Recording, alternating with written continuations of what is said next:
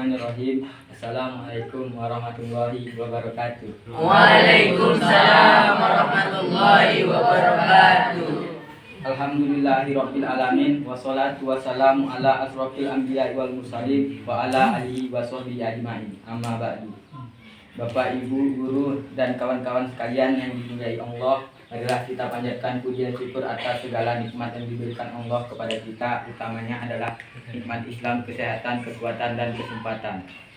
Tak lupa salam dan salawat semoga tetap terlimpahkan kepada Rasulullah Muhammad SAW, keluarga, sahabat, dan para pengikutnya yang senantiasa istiqomah melaksanakan ajarannya. Amin amin ya rabbal alamin. Kawan-kawan yang dirahmati Allah, pada kesempatan kali ini saya akan membacakan sebuah tausiah dengan tema keutamaan membaca, mempelajari, dan mengamalkan Al-Quran. Merupakan suatu kewajiban bagi seorang muslim untuk selalu berinteraksi aktif dengan Al-Quran dan menjadikannya sebagai sumber inspirasi berpikir dan bertindak. Membaca Al-Quran merupakan langkah pertama dan berinteraksi dengannya. Berikut ini adalah beberapa keutamaan membaca, mempelajari, dan mengamalkan Al-Quran. Manusia yang terbaik. Dari Utsman bin Affan, Nabi bersabda, sebaik-baik kalian yaitu orang mempelajari Al-Quran dan mengamalkannya.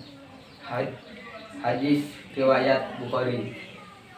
Dikumpulkan bersama para malaikat. Dari Aisyah radhiyallahu anha berkata, Rasulullah bersabda, orang yang membaca Al-Quran dan ia mahir dalam membacanya, maka ia akan dikumpulkan bersama para malaikat yang mulai berbakti. Sedangkan orang yang membaca Al-Quran dan ia masih terbata-bata dan merasa berat belum fasih dalam membacanya, maka ia akan mendapat 2 ganjaran.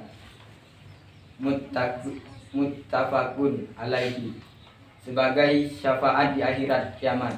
Dari Abu Umar Al-Batili berkata, saya telah mendengar Rasulullah bersabda, bacalah Al-Quran, maka sesungguhnya ia akan datang pada hari kiamat sebagai syafaat bagi ahlinya, yaitu orang yang membaca, mempelajari, dan mengamalkannya.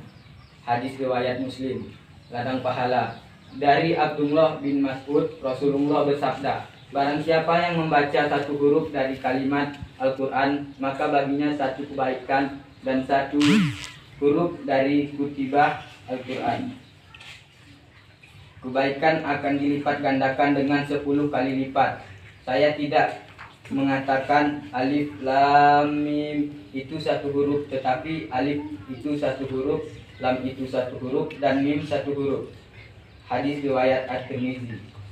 Kedua orang tuanya mendapatkan mahkota surga. Dari Mu'adzim bin Anas bahwa Rasulullah bersabda, barang siapa yang membaca Al-Quran dan mengamalkannya, apa yang terdapat di dalamnya, Allah akan mengenakan mahkota kepada kedua orang tuanya pada hari kiamat kelak, di mana cahayanya lebih terang daripada cahaya matahari di dunia. Maka kamu tidak akan menggunakannya, bahwa ganjaran itu disebabkan dengan amalan yang seperti hadis riwayat Abu Daud. Demikianlah sedikit yang dapat saya sampaikan, semoga ada manfaatnya dan semoga Allah memasukkan kita ke dalam golongan orang yang mau membaca, mempelajari, dan mengamalkan Al-Quran.